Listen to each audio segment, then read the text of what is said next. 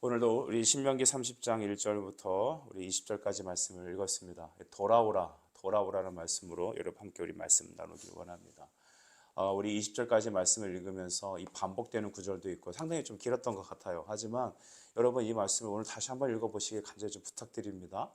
여러분 율법과 그리스도의 은혜, 하나님의 사랑이 가득 담겨져 있는 이 30장 말씀을 우리는 하나님의 사랑이라는 안경을 쓰고 다시 보십시다. 그리스도의 구속이라는 십자가라는 안경을 쓰고 믿음이라는 안경을 쓰고 보십시다. 그리고 성령을 의지하는 마음 다시 읽어보십시다. 그 문장과 문장 사이에 하나님의 사랑과 우리 하나님의 간절한 숨결들이 곳곳에 배어 있습니다. 그래서 이 아침에 다 담아낼 수 없는 그 은혜를 여러분과 잠깐 나누고자 합니다. 오늘 30장에서는 다시 하나님께서 우리에게 권면하십니다. 중요한 단어가 있다고 생각을 해요. 돌아오라는 것입니다. 돌아오라. 그래서 히브리 말로는 슈브라고 하죠. 돌아와, 돌아오라. 그래서 우리 아까 했던 찬양이 있잖아요. 어서 돌아오라, 어서 돌아오라. 주님이 우리를 향한 간절한 외침이죠. 근데 이게 들리지 않아요. 우리 참 이 어렸을 때, 사춘기 때라든지 젊었을 때 부모 말이 생전에 들리지 않는 것 같아요. 얘야, 이렇게 하면 안 된다. 저도 부끄럽지만 저희 어머니가 평생 저한테 했던 말이 가끔 이 뭘까요? 40 후반, 이 50을 접어들면서 지금 때 가슴에 절절하게 생각나는 게 있어요. 저희 어머니가 예전에 이제 그 자식들을 이렇게 저희들을 이렇게 가르치시면서 또 이제 생활을 위해서도 일도 좀 하셨었거든요. 그런데 갔다 오면 이렇게 하시는 거예요. 얘들아, 너희들이 좀 먹은 것은 좀 치웠으면 좋겠다. 좀 부탁한다 그랬어요. 근데 그때는 그게 들리지가 않은 거죠. 근데 이 나이가 돼서 보니까 내가 그때 우리 어머니를 좀 도와드렸으면 좋았을 것을 하는 생각이 듭니다. 우리 자매님들은 어떻습니까? 그 여러분들이 어렸을 때, 내가 그때 어머니의 마음을 다 헤아리지 못했다. 내가 우리 아버지의 마음을 다 헤아리지 못했지. 그런 거 혹시 있지 않으실까요? 내가 자식을 낳아보고 이제 이만한 그때 어머니의 나이가 됐을 때쯤 생각해 보니까, 야, 그때 힘들었겠구나. 야, 이분들이 힘들었겠구나. 내 아버지의 어깨가 주저앉은 것이 그 때문이었구나. 우린 그때 좀 늦게 깨닫는 것 같아요. 그래서 우리가 나이가 좀 들어야 철이 드는 것 같습니다. 사랑하는 여러분, 오늘 우리에게 주신 하나님 말씀은 미래를 바라보며 우리에게 말씀하시는 거죠. 돌아와라, 돌아오라. 지금도 주님 우리에게 말하는 것입니다. 너무 늦지 않았나요, 주님? 제가 이렇게 다 망가졌는데 이 모습도 받아주시나요? 주님은 그렇게 말씀하세요. 괜찮아, 돌아오라. 지금이라도 돌아오라. 깨달은 그 즉시 돌아오라. 여러분, 머뭇거릴 시간이 없습니다. 더 이상 우린 방황할 시간도 없습니다. 주님께 돌아가야 합니다. 그래서 우리 호세아 6장 1절 말씀이 이 말씀을 읽으면서 깊이 생각이 났어요. 여러분 어떻게 말씀하십니까? 오라 우리가 여호와께로 돌아가자 했습니다. 우리 한번 따라합시다. 여호와께로 돌아가자. 아멘. 여호와께로 돌아가자. 여러분 그것은 첫 마음으로 돌아가는 것입니다. 회개의 자리에 돌아가는 것입니다. 다시 말씀 앞에 서는 것입니다. 우리가 등 따뜻하고 배부르면 세상이 즐겁고 내가 힘 있다고 여겨지면 하나님 의지하지 않아요. 그렇죠? 그래서 오늘 이 말씀들이 그냥 멀게 느껴집니다. 마치 사춘기 때 그 좀 철없는 그 아이가 어머니의 마음을 다 헤아리지 못하는 것 그 이상으로 우리 하나님 말씀을 헤아리지 못합니다. 오라 우리가 여호와께로 돌아가자. 여호와께로 돌아가자. 여호와께서 우리를 치셨으나 도로 낫게 하실 것이요. 또 우리를 치셨으나 싸매어 주실 것이다.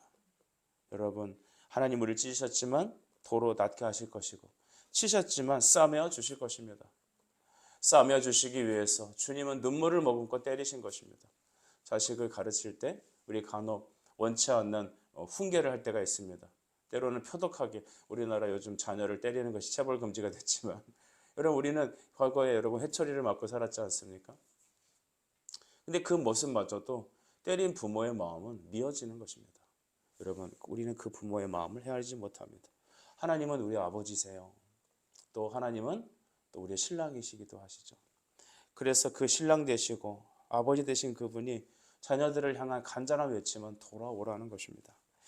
우리 2절 말씀을 보면 너와 내 자손이 내 하나님 여호와께로 돌아와 내가 오늘 내게 명령한 것을 온전히 따라 마음을 다하고 뜻을 다하여 여호와의 말씀을 청종하면이라고 했습니다. 여러분 이전에 하나님께서 그들에게 포로 저주를 선포하죠. 너희가 복과 저주가 내게 임했는데 너희가 만약에 여호와께로 쫓겨난 나라 가운데서 이 마음이 기억나거든. 1절은 그렇게 말하죠. 그러니까 다른 나라에 쫓겨나가서 너희가 완전히 망해서 그 쫓겨난 상황 속에서 이르게 됐을 때 하나님이 계시지라는 말씀이 생각이 나거든 이라고 말하는 겁니다. 그러니까 하나님은 미래를 바라보고 오늘 이 신명기를 말해주는 것이죠. 바벨론 침공 이후에 포로로 끌려가는 그 포로 생활을 미리 바라보시면서 오늘 이 말씀을 주시는 것입니다. 혹은 우리 인생에 완전히 절벽과 같은 망하게 된 상황 속에서 하나님은 그 속에서 우리에게 미리 내다보시고 말하는 것입니다. 돌아오라, 돌아오라. 여러분, 그래서 하나님께서는 그 쫓겨난 상황 속에서 너희가 내 말이 기억나거든 했다는 것입니다. 여러분, 우리가 진짜 은혜를 누리게 되려면 어떻게 될까요? 미련한 우리는 망해야 합니다. 우리 자신이 망해야 합니다. 그래서 바울이 말하잖아요. 오호라 나는 권고한 자로다. 이 사망의 몸에서 누가 나를 건져낼까? 우리는 정말 망해야 합니다. 그러지 않고는 내가 건강하고 내 힘이 있고 내 어떤 자아의 어떤 성취를 위해서 내 의지가 견고하게 서 있는 상황 속에서는 하나님 말씀이 들리지 않습니다. 하나님 말씀이 들리지 않습니다. 그러나 우리가 망해 보시죠. 우리가 그리스도와 함께 죽음을 경험해 본다면 그때는 여러분 우리는 하나님 말씀이 그때야 기억이 나는 것입니다. 미련한 우리 인생이 어찌 그 하나님의 뜻을 다 헤아릴 수 있을까요? 주님은 아픈 마음으로 그 자식을 향하여 미리 알려주시는 것입니다. 내 자손을 하나님 여호와께로 돌아와 온 마음을 다해 뜻을 다하여 여호와의 말씀을 청정하게 된다면 3절 내 하나님 여호와께서 마음을 돌이키실 것이고 너를 긍휼히 여길 것이다. 율법을 좀 도치해서 해석합시다. 우리 마태복음 선상수훈도 보면 거꾸로 도치해서 읽자고 했잖아요. 심령이 가난한 자에게 천국이 임하는데 심령이 가난해져야 천국이 임하는 게 아니라 천국을 받은 자에게 심령을 가난함을 주시는 것이죠. 이와 같이 그러면 하나님은 그 사랑하는 사람들에게 긍휼히 여기셔서 그들의 마음을 돌이키시는 것입니다. 여러분, 하나님 우리를 돌이키십니다.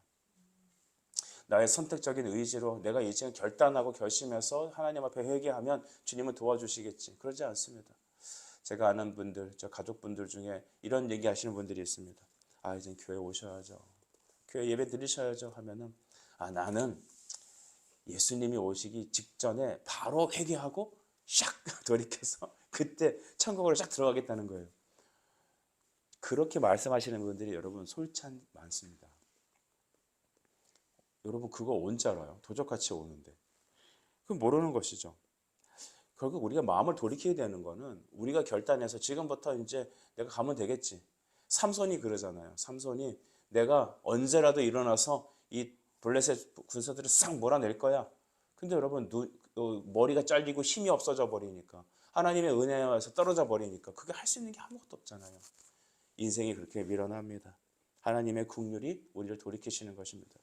그러면 우리가 6절을 보시죠. 내 하나님 여호와께서 내 마음과 내 자손의 마음에 할례를 베푸사 너로 마음을 다하며 뜻을 다하여 내 하나님 여호와를 사랑하게 하사 너로 생명을 얻게 하실 것이며. 아멘. 여기서 너에게 생명을 주고 내 마음에 할례를 베풀고 너를 돌이키게 하시는 그 주체는 누구십니까? 하나님이십니다. 그러니까 하나님이 우리를 돌이키시는 것이죠. 하나님의 열심이 우리를 이끄시는 것입니다. 이 시간에도 우리가 기뻐하며 감사하며 넘어졌더라도 아무것도 없는 상황 속에서도 기뻐하며 주님께 나아갈 수 있는 이유는 뭐냐? 하나님의 열심이 여러분을 구원하시기 때문입니다. 하나님의 열심이 우리 자녀들을 회개시키시기 때문입니다. 다만 깨어짐이 존재할 겁니다. 망함이 존재할 겁니다. 그래서 우리가 망하기 전에 깨어지기 전에 내 삶이 완전히 바벨론 포로로 끌려가기 전에 하나님 앞에 돌이키는 것 그것이 진짜 축복이죠. 여러분 꼭 똥을 찍어서 맛을 봐야 똥인 줄 알까요? 그러지 않습니다. 하지만 미련한 우리 인생은 결국 거기까지 가야 완전히 내가 깨어져야 망해져야 그때 하나님을 알게 되더라라는 것이죠. 이 모든 것은 패역한 인생을 사랑하신 우리 하나님의 사랑이 있습니다. 구약의 전체를 쭉 바라보면 우리 하나님이 하나님의 모습을 마치 이 영상으로 찍는다면 그런 캐릭터로 나올 것 같아요. 죄인에게 눈이 멀어서 죄인을 사랑해서 그 눈이 멀어서 바보 같은 우리 하나님 모습을 발견하게 됩니다.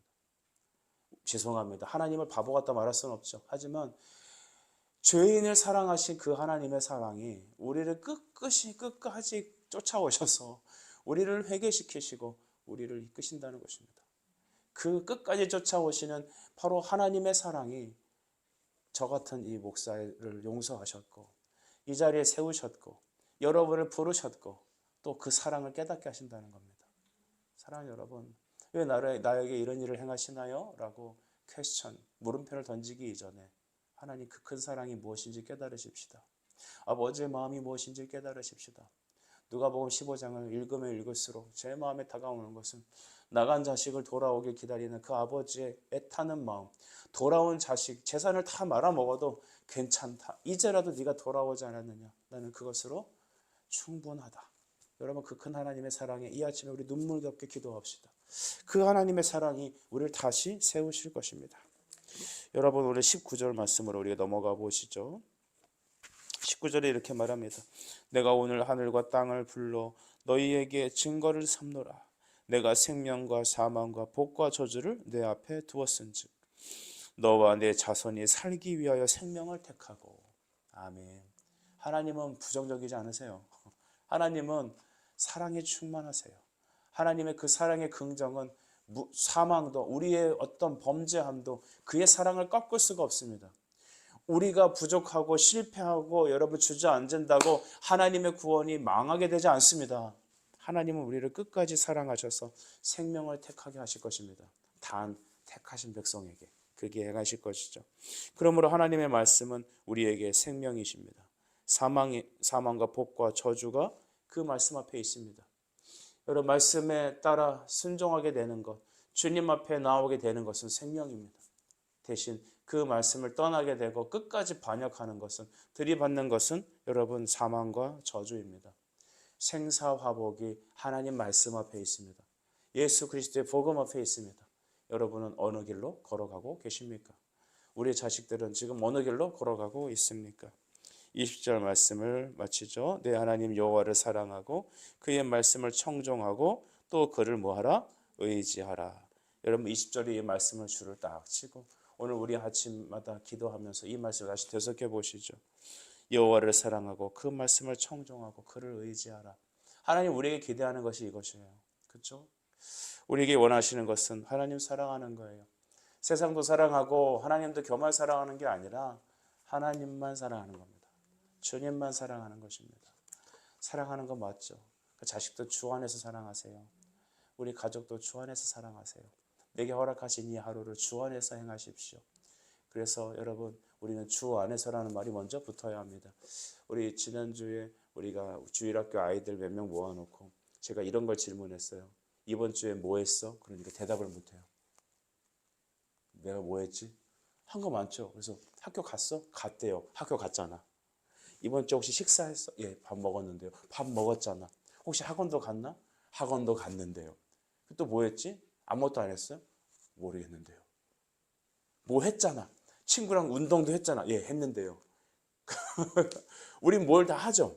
여러분, 오늘 하루에 뭘 하실 생각이십니까?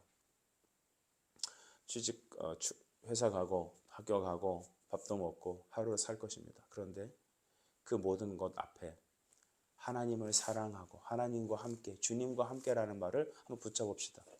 예수님을 사랑하는 마음으로 예수님과 함께 우리 출근합니다.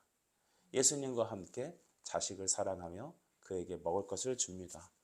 예수님과 함께 오늘 우리 하루를 걸어갑니다. 그를 사랑하는 힘이 우리의 원동력입니다. 하나님 우리를 사랑하셔서 그의 말씀을 청종하게 하십니다. 말씀에서 멀리 떠난 여러분, 다시 우리가 여호와께로 돌아가는 것, 하나님의 말씀을 읽는 것, 그 속에서 우리 하나님의 사랑을 발견하고 다시 그 말씀 속에서 회개하고 하나님 우리를 이 아침에 우리를 온전하게 하실 것입니다. 하나님 사랑하고 그 말씀을 청종하며 그만을 의지하는 이 아침이 되길 간절히 축복합니다. 함께 기도하겠습니다. 주님 은혜를 감사합니다. 하나님, 주님은 지금도 우리에게 돌아오라 말씀하십니다. 하지만 미련한 우리 인생은 이 정도면 됐지, 뭘 더 바라냐, 나처럼만 신앙생활 해봐라 라고 스스로 여러분 자만한 마음들이 있지 않나요?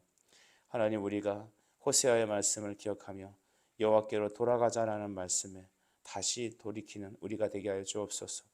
죄인을 사랑하셔서 끝까지 사랑하시는 그 하나님의 사랑에 우리가 감격하며 감화하며 우리의 찢겨진 모습을 보게 하시고 우리가 아버지여 상처받은 모습을 보며 다시 여호와께로 돌이키는 이 아침이 되게 하여 주시옵소서. 예수님의 이름으로 기도드립니다. 아멘.